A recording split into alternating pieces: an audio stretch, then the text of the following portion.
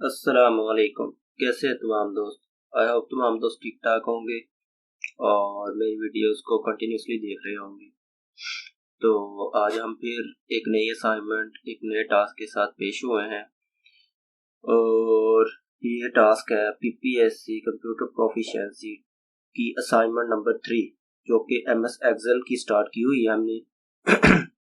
MS Excel की series में अब हमारी थर्ड असाइनमेंट है जो कि हम अब स्टार्ट करते हैं।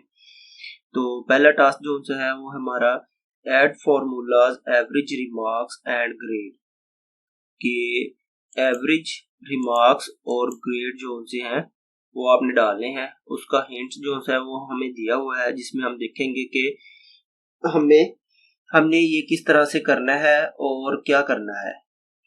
एवरेज का पहले तो है कि एवरेज निकालनी है, तो एवरेज का तो जस्ट सिंपल हमने फार्मूला लगाना है कि कहाँ से हमने एवरेज लेनी है। तो ये एवरेज आ गई, डबल क्लिक किया और ये हमने तीनों सिलेक्ट कर लिए जिनकी एवरेज निकालनी थी और एंटर किया तो फर्स्ट एवरेज निकल गई है। बाकी सब हम बाकी सेल में हम ड्रैग करेंगे तो वो ऑटोमेटिकली निकाल लेगा। ओके जी, एवरेज निकल आई। उसके बाद है रिमार्क्स में क्या है कि if F4 is less than 33 greater than 33 then pass otherwise fail। कि अगर तो परसेंटेज जो सी है एवरेज जो सी है वो 33 से ज्यादा है तो पास, अदरवाइज फेल कंसीडर किया जाएगा। ये रिमार्क्स में हमने लिखा है।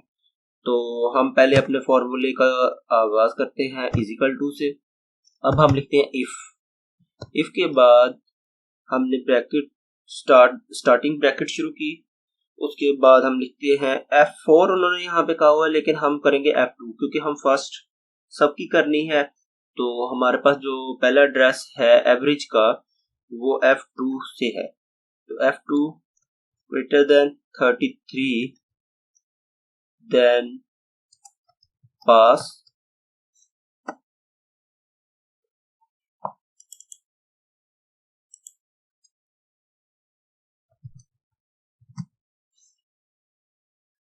Else fail. हम एंटर करेंगे तो ये पहला पास है क्योंकि इसके 54% है तो 33 से ज्यादा है। इसी तरह से बाकी सब में करेंगे तो सभी पास है क्योंकि सबकी ही परसेंटेज जो सी है वो 54 से 33 से ज्यादा है। तो इसी के साथ हमारा रिमार्क्स वाला टास्क जो है वो भी कंप्लीट हुआ। अब रह गया ग्रेड वाला। ग्रेड में क्या है, इफ F4 यानी कि हमारा F2 जो है एवरेज जो सी है वो अगर ग्रेटर देन 70 है तो A ग्रेड मिलेगा, अगर 60 है तो B ग्रेड और अगर 50 है तो C और एल्स अगर 50 से भी लो है तो D ग्रेड। तो हमने क्या करना है, स्टार्ट करते हैं फॉर्मूला। इफ F2 उसको वो साथ सिलेक्ट भी कर रहा है, देखिए आप यहाँ पे, तो यहाँ पे ब्लू हो चुका है। ये यहाँ पे मैं करता हूँ कर्सर तो ये देखिए ब्लू कर ली है। जो जिस सेल का हम एड्रेस उठाएंगे वो उसको नोटिफाई भी करवाएगा हमें, यानी कि शो भी करवाएगा कि आपने इस सेल का एड्रेस उठाया है या इस सेल की वैल्यू उठाई है। ठीक है, तो if F2 is greater than 70 then A grade। if F2 is greater than 60 then B grade।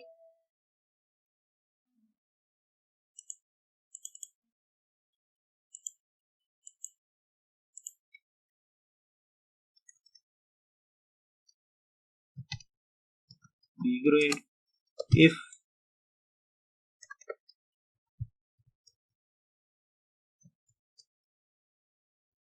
F2 is greater than 50 then C grade else D grade। और उसके बाद हमने सब की ब्रैकेट्स क्लोज कर दी। और इसमें केस सेंसिटिव नहीं है, आप जब लिखेंगे तो जब फॉर्मूला लिखेंगे तो केस सेंसिटिव नहीं है ये फॉर्मूला, और जब आप इसको कंप्लीट करके एंटर करेंगे तो ये खुद ब खुद उसको अपने फॉर्मेट में चेंज कर लेगा, यानी कि तमाम अगर कैपिटल में है तो वो कैपिटल फॉर्मेट में ले जाएगा, अगर कोई और फॉर्मेट है तो उसमें ले जाएगा। तो इसलिए आपको इस चीज़ की टेंशन लेने की ज़रूरत नहीं है कि हमने सारा केस सेंसिटिव है तो कैपिटल करके लिखना है। तो लिख भी लें तो कोई इतना ज़्यादा टाइम नहीं है, कैप्स लॉक ऑन करें और उसके बाद सब लिख लें। और अगर कोई बड़ा फार्मूला है जिसमें नहीं आपको यानी कि इतना ज़्यादा कैपिटल भी आ रहे हैं, स्मॉल लेटर्स भी आ रहे हैं, तो आप जस्ट अपने लिहाज से उसको कंप्लीट करें, वो खुद ब खुद उसको फॉर्मेट में। लेकिन एक चीज आपने ध्यान में रखनी है कि जब आप डबल कोटेशन के अंदर लिखेंगे वो चीज आपकी सेल में शो होगी, क्योंकि वो हमने शो के लिए ये डबल कोटेशन यहाँ पे देखें ABCD डबल कोटेशन के अंदर है, तो ये चीजें वहां पे शो होंगी। तो वहां पे आपने जरा जो चीज आपने शो करवानी है और जिस तरह से शो करवानी है उसी तरह से ही लिखे, ठीक है जी। और ये इफ एल्स स्टेटमेंट्स जो सी है, अगर तो आप कंप्यूटर के स्टूडेंट हैं और आपने सी पढ़ी हुई है या जावा तो क्यूरीज वगैरह पढ़ी हुई हैं तो उसमें ये चीजें यूज होती हैं, तो आपको इजीली समझ आ जाएंगी। नहीं तो आप थोड़ा सा अगर वर्कआउट करेंगे इसके ऊपर तो आपको ये इजीली अंडरस्टैंडेबल हो जाएगी। चले हम एंटर करते हैं, तो ये देखें सी ग्रेड आ चुका है, ठीक है। क्योंकि जो ग्रेटर देन 50 थी, 54 जो था वो ग्रेटर देन 50 था लेकिन लेस देन 60 था, तो इसलिए उसको सी ग्रेड मिला जो कि हमने फॉर्मूला में लगाया हुआ है, ठीक है। इसी तरह से अब किया तो 69 ग्रेटर देन 60 था तो बी मिला, ग्रेटर देन 50 था तो सी मिला, ग्रेटर देन 60 था तो बी मिला, ग्रेटर देन 70 था तो ए मिला। तो मतलब कि हमारा ये बिल्कुल ठीक हो चुका है और हमने इसी के साथ अपना पहला टास्क जो सा है वो भी कंप्लीट कर लिया है। तो अब हम चलते हैं अपने नेक्स्ट टास्क की जानब कि इंक्रीज करना है हमने font size as 12, font size 12 तक and font style. Okay, font style इसके यहाँ पे ये मेरे पास स्क्रीनशॉट फ्रेंड ने भेजे थे कि आप इसकी बनाकर भेजे वीडियोस, तो इसलिए मैं बना रहा हूँ। तो उन्होंने जो तस्वीरें कैप्चर की हैं तो उसमें यहाँ पे उनका अंगूठा शो हो रहा है जिसकी वजह से मेरे को प्रॉपर पता नहीं चल रहा। तो ये है कि फॉन्ट साइज हम 12 कर लेते हैं और फॉन्ट साइज जो है वो 12 करेंगे और फॉन्ट स्टाइल जो है वो हम कोई भी कर लेते हैं। ज्यादातर टाइम न्यू रोमन चलता होता है जिसके बारे में हम कहते हैं, तो हम यहाँ से उठाते हैं क्योंकि मैंने बीच में पिक और वो भी लगाया हुआ तो इसलिए। अगर इसको आप ओवरऑल भी सिलेक्ट कर लें तो नहीं इसमें इशू होगा। तो जस्ट आप जितना आपने किया है टेबल छोटा सा है तो इसको आप क्लिक करें और यहाँ पे टाइम न्यू रोमन्स ऑलरेडी है, फिर भी एक बार क्लिक किया टाइम न्यू रोमन्स हो गया और फॉन्ट साइज हमारा ऑलरेडी 12 है, तो हमें इसको चेंज करने की ज़रूरत नहीं है, ठीक है। तो थोड़ा सा इसमें चेंज आया क्योंकि जो हेडिंग थी वो टाइम न्यू रोमन ही थी, लेकिन जो टेक्स्ट था वो टाइम न्यू रोमन नहीं था, जिसकी वजह से जब हमने ओवरऑल के ऊपर टाइम न्यू रोमन अप्लाई किया है फॉन्ट स्टाइल, तो उनका भी जो ये देखिए इमरान कामरान, तो इनका फॉन्ट स्टाइल जो है वो भी चेंज हो गया। चले जी, अब इसी के साथ हमारा सेकंड टास्क कंप्लीट हुआ है। अब हम चलते हैं थर्ड टास्क की जानब। Sort the student in alphabetic order.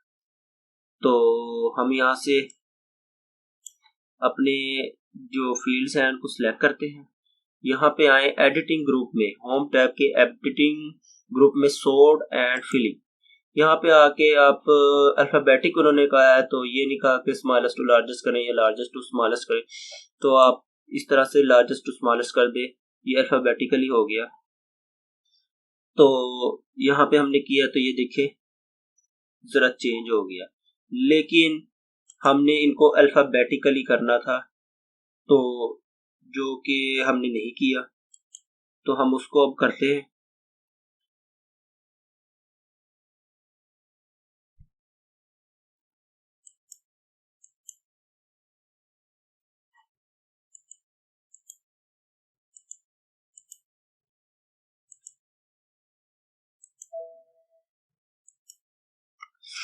تو اگر اب ہم دیکھیں تو اب الفابیٹیکل ہوا، لیکن لاسٹ ٹائم جب ہم نے کیا تھا تو اس میں الفابیٹیکلی نہیں ہوا تھا، کیونکہ اس نے اوور آل کر دیا تھا، لیکن اس میں یہ ہے کہ الفابیٹیکلی. اب یہ دیکھیں عدنان پہلے آ گیا، اس کے بعد AEIKS، تو الفابیٹیکلی ہمیں اس کا آرڈر سمجھ آ رہا ہے کہ پہلے عدنان آ گیا، ایمان آ گیا، عمران آ گیا، کامران اور سلیمان ایس سب سے اینڈ میں آیا ہے.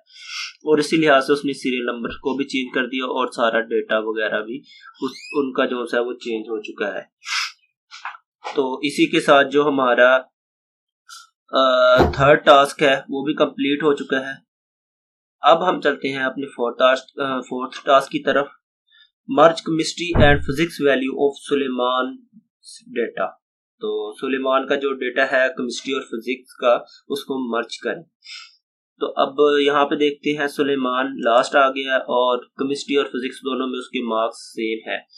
تو ہم دونوں کو سلیکٹ کریں گے اور مرج اینڈ سینٹر کا اپلائی کریں گے فنکشن، اوکے کریں گے. تو یہ دیکھیں اس نے دونوں کے سیم مارکس تھے، تو اس لیے اس نے اس کو مرج اینڈ سینٹر کر دیا ہے کہ جسٹ ایک ہی نمبر سے ہم دونوں کو ہی ایکسیس حاصل کر سکے، دونوں سیلز کی. تو کیونکہ نمبر سیم تھے تو اس لیے دو سیلز میں ڈفرنٹ ڈالنے سے اچھا ہے کہ مرج اینڈ سینٹر کر کے اس کو کیا کیا ہم نے ایک ہی کنسیڈر کیا. اب یہ ایک دفعہ لکھنے کی ضرورت ہے اور یہ دونوں سیلز میں ایکسیس اس کی ہو جائے گی. اس کے بعد تو یہ سمپل ٹاسک تھا، فورتھ ٹاسک تو یہ بھی ہم نے کمپلیٹ کر لیا ہے. اب ہم چلتے ہیں اپنے لاسٹ ٹاسک کی طرف. فل دا red colour in the 5 lowest values at cell. تو 5 لوئسٹ ویلیوز اور سیلز کو کلر کرنا ہے ہم نے. تو یہاں پہ ہم آئے، اس کے بعد ہم نے یہاں پہ کنڈیشنل فارمیٹنگ میں آئے. تو باٹم 10 آئٹمس میں آئیں گے. اب یہاں پہ 10 آئٹمس کی بجائے اب 5 تو ہمارے پاس ٹوٹل سیلز ہے، تو ہم یہاں پہ کیا کریں گے، اس کو 3 کر دیں گے لاسٹ اسائنمنٹ کی طرح، تاکہ ہمیں پتہ چل جائے. اور اس میں ریڈ کلر کرنا ہے، تو ریڈ کلر آلریڈی اویلیبل ہے اور سلیکٹ ہوا ہے تو ہم نے کر دیا. تو اب ہم دیکھیں تو جو 3 بلو ویلیوز تھی وہ آ چکی ہیں 54%، 58% اور 65%. تو یہ ہماری 3 جو سی ہیں وہ لوئسٹ ویلیو ہیں، لوئسٹ ویلیوز بھی ہے، لوئسٹ ایوریج بھی ہے. تو آئی ہوپ کہ آپ کو یہ اسائنمنٹ بھی سب آ چکی ہوگی، اور اس میں اگر کوئی بھی چیز جو آپ کو نہ آئی ہو تو آپ وہ مجھے کامنٹ سیکشن میں بتا سکتے ہیں. اور اس کو پلیز لائک کریں، سبسکرائب کریں اور آگے شیئر بھی کریں تاکہ دوسرے لوگ فائدہ اٹھا سکے. Thank you so much.